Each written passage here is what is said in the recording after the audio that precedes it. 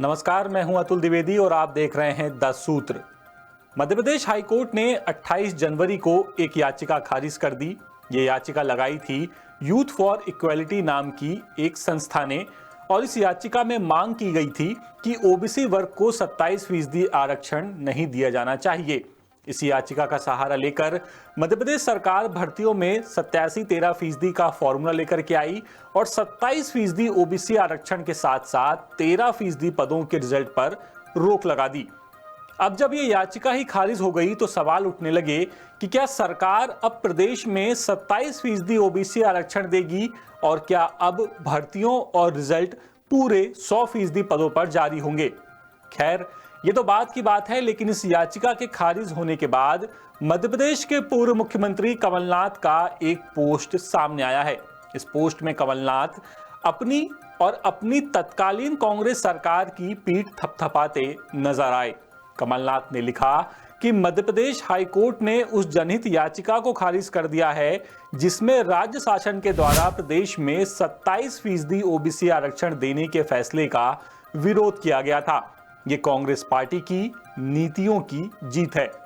कमलनाथ आगे लिखते हैं कि मार्च 2019 में मैंने अपने मुख्यमंत्री कार्यकाल में मध्य प्रदेश के ओबीसी समुदाय को 27% आरक्षण देने का प्रावधान किया था। हाईकोर्ट के फैसले ने मेरी तत्कालीन सरकार के निर्णय को एक बार फिर से सही साबित किया है।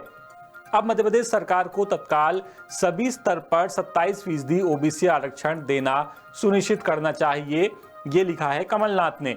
कमलनाथ यही नहीं रुके, उन्होंने बीजेपी पर निशाना भी साधा। कमलनाथ ने लिखा कि भाजपा ने हमेशा षड्यंत्रकारी रवैया अपनाया है।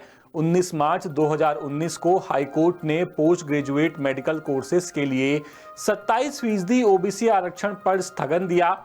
यहां उल्लेखनीय है कि स्थगन सिर्फ कुछ नौकरियों के लिए था। कमलनाथ ने यहां उस बात का भी जिक्र किया जिसमें तत्कालीन कांग्रेस सरकार ने विधानसभा में 27% ओबीसी आरक्षण देने का कानून पास किया था, लेकिन बाद में ये मामला कोर्ट में चला गया। अब यहां ये देखिए कि कैसे कांग्रेस इस मामले पर बीजेपी को आड़े हाथों ले रही है। कमलनाथ ने जो लंबा चौड़ा ट्वीट किया उसमें वो आगे लिखते हैं कि 18 अगस्त 2020 को भाजपा सरकार के अतिरिक्त महाधिवक्ता ने उच्च न्यायालय में यह मत दिया कि 14% आरक्षण के साथ ही सभी सरकारी विभागों में भर्तियां की जाएं। इसके बाद कमलनाथ ने फिर हाईकोर्ट के 28 तारीख के फैसले का जिक्र किया और सरकार से मांग करते हुए लिखा कि तुरंत सभी भर्तियों में 27% ओबीसी आरक्षण लागू करने के प्रावधान किए जाएं। अब कमलनाथ ने तो बीजेपी सरकार से मांग कर दी कि सरकार तुरंत 27% ओबीसी आरक्षण लागू करे, लेकिन द सूत्र ने आपको कल भी बताया था और हम आज फिर वही बात दोहरा देते हैं कि मामला अभी पूरी तरह खत्म नहीं हुआ है। ओबीसी आरक्षण को लेकर और भी कई याचिकाएं हैं जो हाई कोर्ट और सुप्रीम कोर्ट में लगी हैं। उन पर आगे क्या फैसला होता है ये तो फिलहाल कोर्ट भी नहीं जानता। और रही बात हाई कोर्ट के यूथ फॉर इक्वालिटी की याचिका खारिज होने के बाद क्या होगा, तो बात वही है कि पूरा मामला इच्छा शक्ति का है। सरकार के पाले में गेंद है। सरकार अब 27% आरक्षण के साथ आगे बढ़ती है या फिर कोई और फैसला करती है, ये कहना भी अभी जल्दबाजी होगी। लेकिन ओबीसी आरक्षण को लेकर जो भी अपडेट होगा द सूत्र आपके लिए वो जरूर लेकर के आएगा। अपडेट्स के लिए बने रहिए द सूत्र के साथ, पढ़ते रहिए हमारी वेबसाइट। नमस्कार।